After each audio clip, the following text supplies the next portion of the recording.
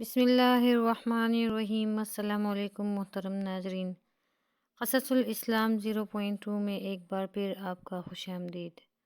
آج کی ویڈیو ہماری 4 عورتوں کے بارے میں ہے جو ایسی عورتیں ہیں جن سے ہمیں سبق حاصل کرنا چاہیے۔ وہلا، یہ حضرت نوح علیہ السلام کی بیوی تھی۔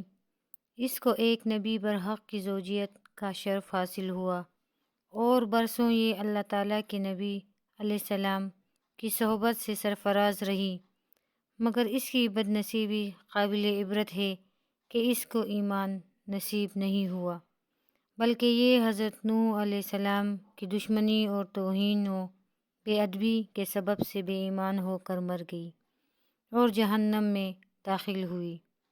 یہ ہمیشہ اپنی قوم میں جھوٹا پروپیگنڈا کرتی رہتی تھی کہ حضرت نوح علیہ السلام مجنون اور پاگل ہیں، لہٰذا ان کی کوئی بات نہ مانو۔ وعلا، یہ حضرت لوط علیہ السلام کی بیوی تھیں۔ یہ بھی اللہ کے ایک جلیل القدر نبی علیہ السلام کی زوجیت اور صحبت سے برسوں سرفراز رہی، مگر اس کے سر پر بد نصیبی کا ایسا شیطان سوار تھا کہ سچے دل سے کبھی ایمان نہیں لائی، بلکہ عمر بھر منافقہ رہی اور اپنے نفاق کو چھپاتی رہی۔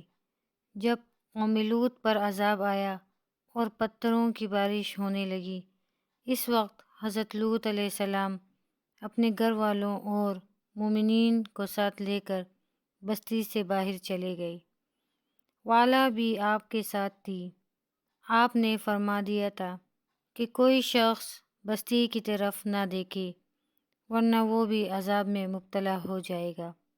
چنانچہ آپ کے ساتھ والوں میں سے کسی نے بھی بستی کی طرف نہیں دیکھا اور سب عذاب سے محفوظ رہے، لیکن والا چونکہ منافق تھی، اس نے حضرت لوط علیہ السلام کے فرمان کو ٹکرا کر بستی کی طرف دیکھ لیا اور شہر کو الٹ پلٹ ہوتے دیکھ کر چلانے لگی کہ یا قوما، ہائے رے میری قوم!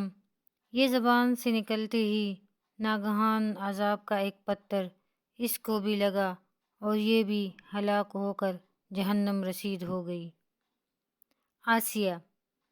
آسیہ بنت مزاحم رضی اللہ تعالی عنہا یہ فرعون کی بیوی تھی۔ فرعون تو حضرت موسیٰ علیہ السلام کا بدترین دشمن تھا، لیکن حضرت آسیہ رضی اللہ تعالی عنہا نے جب جادوگروں کو حضرت موسیٰ علیہ السلام کے مقابلے میں مغلوب ہوتے دیکھ لیا تو فوراً ان کے دل میں ایمان کا نور چمک اٹھا اور وہ ایمان لے آئیں۔ جب فرعون کو خبر ہوئی تو اس ظالم نے ان پر بڑے بڑے عذاب کیے۔ بہت زیادہ زد و کوب کے بعد چومیخا کر دیا، یعنی 4 کھونٹیاں گاڑ کر حضرت آسیہ رضی اللہ تعالی عنہا کے چاروں ہاتھوں پیروں میں لوہے کی میخیں ٹھونک کر چاروں کھونٹوں میں اس طرح جکڑ دیا کہ وہ ہل بھی نہیں سکتی تھی، اور بھاری پتھر سینے پر رکھ کر دھوپ کی تپش میں ڈال دیا۔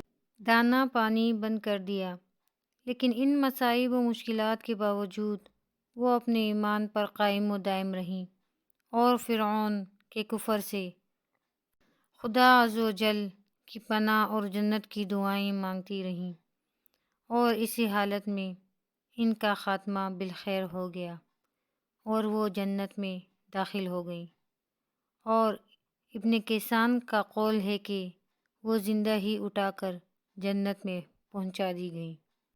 بی بی مریم بنت عمران رضی اللہ تعالی عنہا یہ حضرت عیسیٰ علیہ السلام کی والدہ ہیں۔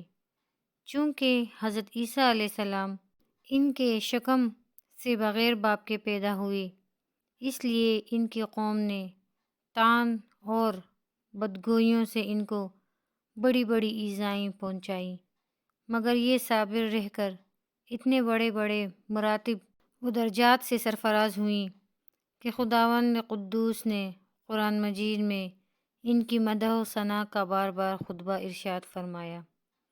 ان چاروں عورتوں کے بارے میں اللہ تعالیٰ نے قرآن مجید سورہ تحریم میں فرمایا۔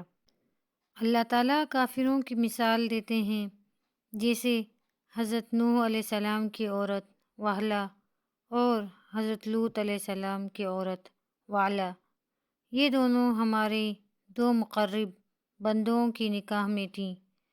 پھر ان دونوں نے ان دونوں سے دعا کی تو وہ دونوں پیغمبران ان دونوں عورتوں کے کچھ کام نہ آئے، اور ان دونوں عورتوں کے بارے میں خدا کا یہ فرمان ہو گیا کہ تم دونوں جہنمی عورتوں کے ساتھ جہنم میں داخل ہو جاؤ۔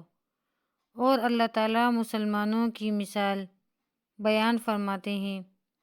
فرعون کی بیوی آسیہ، جب انہوں نے عرض کی کہ اے میرے رب، میرے لیے اپنے پاس جنت میں گھر بنا اور مجھے فرعون اور اس کے کام سے نجات دے اور مجھے ظالم لوگوں سے نجات بخش۔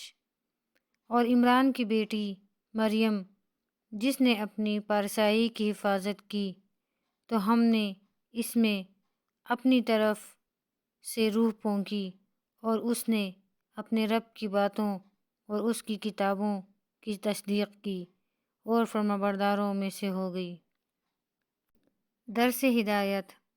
وحلا اور وعلا دونوں نبی کی بیویاں ہو کر کفر و نفاق میں گرفتار ہو کر جہنم رسید ہوئیں، اور فرعون جیسے کافر کی بیوی حضرت آسیہ ایمان کامل کی دولت پا کر جنت میں داخل ہوئیں، اور حضرت آسیہ حق ظاہر ہو جانے کے بعد اس طرح ایمان لائیں کہ فرعون کے سب آرام و راحت کو ٹکرا دیا اور بے پناہ تکلیفوں اور ایذاؤں کے باوجود اپنے ایمان پر قائم رہیں۔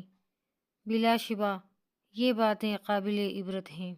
اسلامی تاریخ میں بہت سی ایسی عورتیں ہیں جن سے ہمیں اپنی زندگی کے لیے کچھ سیکھنے کو ملتا ہے۔ وَتُعِزُّ مَن تَشَاءُ وَتُذِلُّ مَن تَشَاءُ۔ اللہ جسے چاہے عزت دے، جسے چاہے ذلت دے۔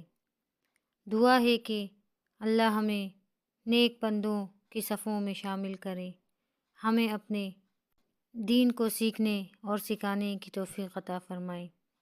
اگر آپ کو ہماری آج کی ویڈیو پسند آئی ہو تو براہ کرم اسے لائک اور شیئر ضرور کیجیے گا، اور اگر آپ نے ابھی تک ہمارے چینل کو سبسکرائب نہیں کیا تو براہ کرم ہمارے چینل کو سبسکرائب کرنا نہ بھولیں۔ جزاک اللہ خیر، دعاؤں میں یاد رکھیے گا۔